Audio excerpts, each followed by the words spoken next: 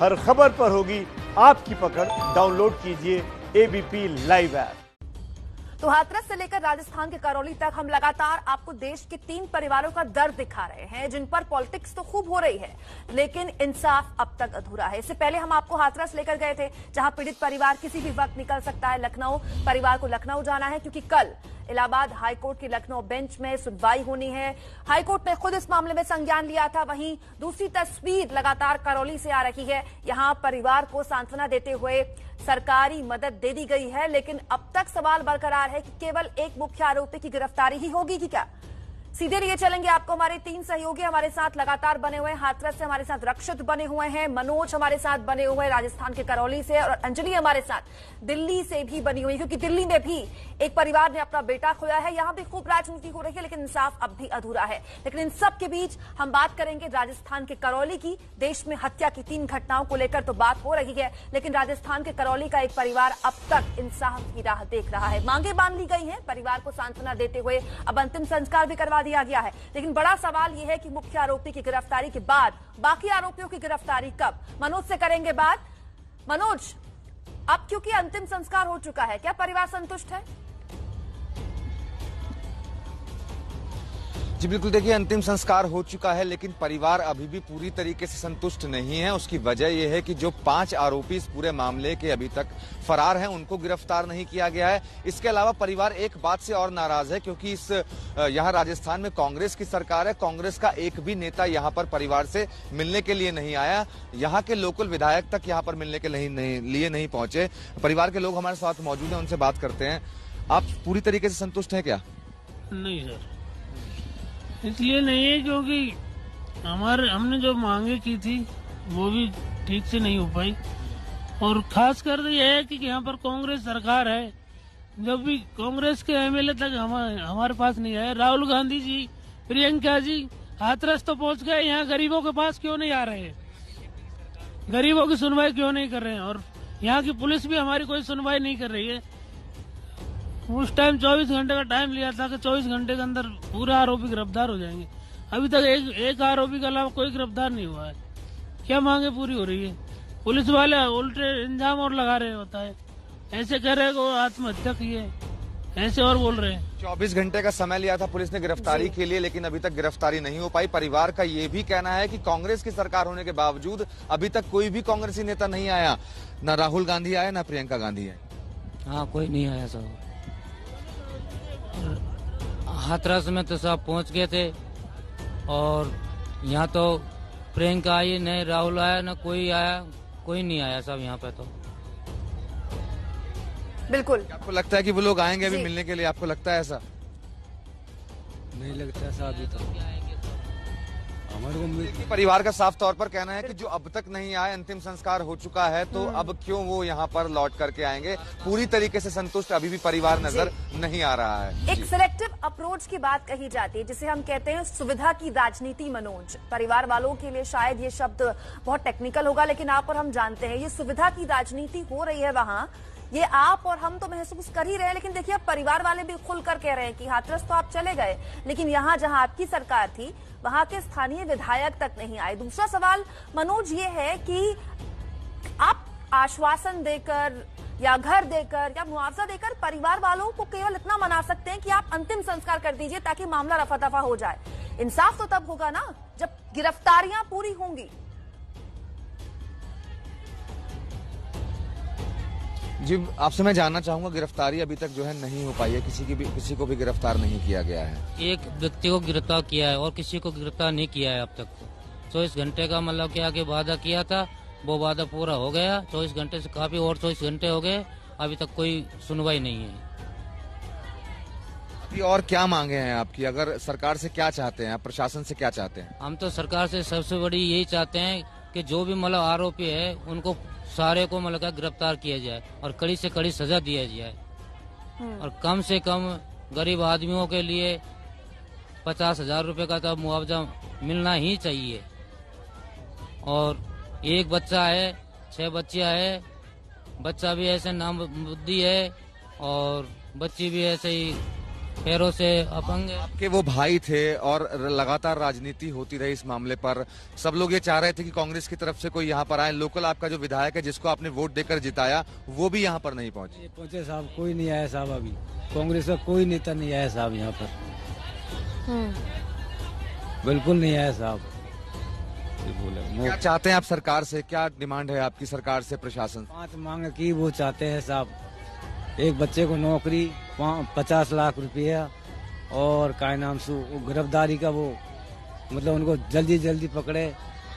अभी कोई मांग हमारी पूरी नहीं हुई। 10 लाख रुपए की जो बात हुई तो क्या उस पर संतुष्ट नहीं है आप? क्योंकि कल जिस तरीके से उसके बाद अंतिम संस्कार कर दिया गया और ये कहा कि आप मान गए हैं उस बात को। अब हम गांव की तरफ से मान रहे हैं, हमारी तो आत्मा नहीं मान रही, इसलिए अब गांव दबाव में तो हमको मानना पड़ता है साहब। जो बोलेगा वही करने पड़ रहा है हमको तो गांव की तरफ से। तो जी, ये है बात साहब। यानी कि अभी भी आप चाहते हैं कि 50 लाख रुपए मिले आपको? 10 लाख रुपए बहुत कम है परिवार के लिए। हमें ये साहब क्या है, यहाँ बहुत कम, कुछ भी नहीं हो इनसे तो साहब।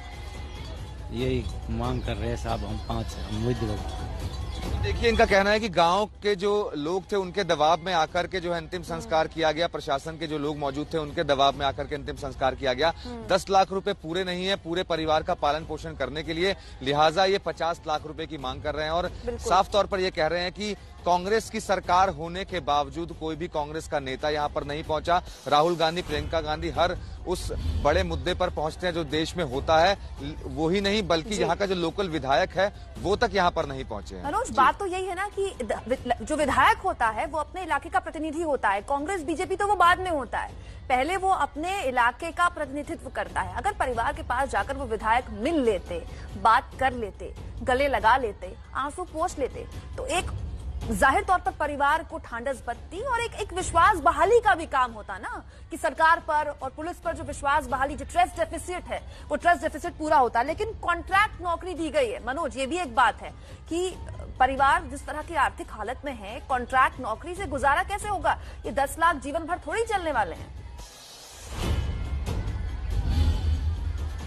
जी बिल्कुल सही कह रहे हैं आप। जिस तरीके से नौकरी की भी जो बात है वो तो कॉन्ट्रैक्ट वाली नौकरी दी गई है, परमानेंट नौकरी तो नहीं दी गई है। तो फिर किस तरीके से आगे होगा? अब किस तरह से आगे होगा साहब, कोई अनुभव ही नहीं है, कि आधार ही नहीं मिल रहा, कि साहब कोई आधार मिल रहा है, कोई विश्वास ही नहीं मिल रहा। अब कैसे माने कि साहब कि ये हमको कैसे तसल्ली हो हमारे दिल में कि ऐसे तसल्ली कोई दिलाने वाला ही नहीं है साहब। गरीब आदमी हो के विश्वास किससे करे? विश्वास तो तब करे जब कोई विश्वास देने वाला हो, तो ही तो विश्वास करे किससे विश्वास? गांव वाले ने के सहमति से मतलब क्या थोड़ा विश्वास किया, ठीक हो, गांव में मतलब बस्ती में रह रहे हैं तो बस्ती की वो बात माननी पड़ती है। इसलिए मतलब 10 लाख रुपए से हम विश्वास हुआ। तो 10 लाख रुपए की बात हुई है, लिखित तौर पे हुई है, सिर्फ मुंह जबानी ये बात हुई थी? केवल मुंह जबानी बात हुई, कोई लिखावट नहीं है, कोई कुछ भी नहीं है साहब। केवल मुंह से बोल के गए 5 बस्ती वालों के सामने, और कोई बात नहीं इसके अलावा। अब कम मिलेंगे, कम नहीं मिलेंगे, कौन देगा कौन नहीं देगा, कांग्रेस देगी या बीजेपी देगी या कौन देगा, ये कोई पता नहीं है। कोई राहुल देगा, कोई कौन देगा, कोई पता नहीं है। सरकार पर आपको भरोसा नहीं है? बिल्कुल भी बिल्कुल भरोसा नहीं है साहब। कि ये भरोसा कैसे रखे साहब? कोई भरोसा तब रखे ना जब वो हमको मतलब कोई विश्वास दिलाने वाला हो, तो ही भरोसा रखे। भरोसा रखे किसके ऊपर? बिल्कुल हमको ये बताओ कि भाई कि इस मनोज, क्या राहुल के ऊपर रखते हैं, क्या मतलब क्या कि कोई और दूसरा नेता है उसके ऊपर रखते हैं, क्या रामकेश जी के ऊपर रखते हैं, कौन के ऊपर रखते हैं? हम देखिए, सरकार के ऊपर बिल्कुल भरोसा नहीं है इनका। साफ तौर पर ये कहना है कि ये कोई लिखित में नहीं हुआ है, जो भी कारनामा जो भी हुआ है लिखित में नहीं हुआ है, और ये सिर्फ मुंह जबानी हुआ है। तो इनको भरोसा नहीं है कि पैसे इनको मिल भी पाएंगे और जो चीजें जो बातें हुई हैं वो पूरी भी हो पाएंगी या नहीं हो पाएंगी। बिल्कुल, स्थानीय प्रशासन पर जब भरोसा नहीं तो सरकार तो बहुत बड़ी बात होती है, और यही विश्वास बहाली का काम किया जा सकता था इलाके के विधायक वहां पहुंचकर। तो हाथरस की बात हमने की, लेकिन इन सब के बीच बात करना राजस्थान के लिए भी बहुत जरूरी है। राजस्थान में पुजारी के परिवार को क्योंकि अब तक इंतजार है न्याय का। गहलोत सरकार ने पीड़ित परिवार को 10 लाख के मुआवजे का ऐलान कर दिया है, लेकिन इन सब के बीच सवाल जो बार बार मनोज हम पूछ रहे हैं कि 10 लाख के मुआवजे से, पीएम आवास मिल जाने से, एक कॉन्ट्रैक्ट वाली नौकरी मिल जाने से इंसाफ नहीं मिलता, बस तसल्ली मिलती है कि मामला खत्म कर दीजिए।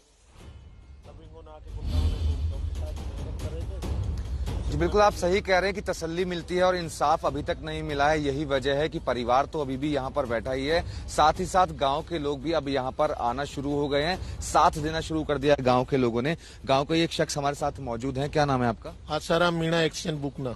मीणा जी, ये बताइए कि इंसाफ अभी तक नहीं मिला है, 5 लोग अभी भी फरार हैं। बिल्कुल नहीं मिला है। इसमें रमेश चंद विधायक मीणा है, ये मीणा बाहुल क्षेत्र है और यहाँ पर 15-38 विधायक मीणा है। वो दबंग बढ़ा रहा है, दबंगता बढ़ा रहा है गहलोत पर कि यदि तुमने अगर मीणाओं का साथ नहीं दिया तो हम रिजाइन दे देंगे। इसलिए सीएम अशोक गहलोत की कुर्सी है वो खतरे में है। इसलिए सीएम साहब ने इसलिए सुनवाई नहीं की। अगर वो इस गरीब को न्याय करता है तो उसकी कुर्सी चली जाती है। राजनीति फैलाई जा रही है, राजनीति का ध्रुवीकरण किया जा रहा है। ये हकीकत है। मैं गांव का हूं। इसमें पटवारी ने सर्वप्रथम पटवारी ने गलती की। हमें पूरे गांव वालों ने 110 घरों ने मिलकर कह दिया। पटवारी ने इस दबंग आदमी से कहा तू यहाँ छप्पर पोस्ट बना ले और तेरा कब्जा दिखा दे, कड़वी डाल दे, मैं तेरे नाम रिपोर्ट बना दूंगा। तो सबसे मुख्य आरोपी तो कैलाश से पहले पटवारी होता है, सरकार होती है। पर रमेश चंद मीणा का आदमी है, रमेश चंद मीणा की कहना मानता है। वो तो विधायक की है। बेचारे गरीब को दिन दहाड़े चला दिया और इस केस को भी दबा के बैठ रहे और इस केस को उल्टा कह रहे हैं कि वो तो पागल था, खुद जला के मरा है। ये न्याय है इसका में।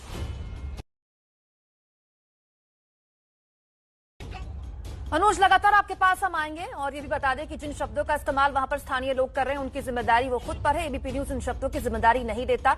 लेकिन इन सबके बीच मनोज, महत्वपूर्ण सवाल यहां पर यह भी है कि सुविधा की राजनीति, सिलेक्टिव अप्रोच, जिसका हम बार बार जिक्र कर रहे थे।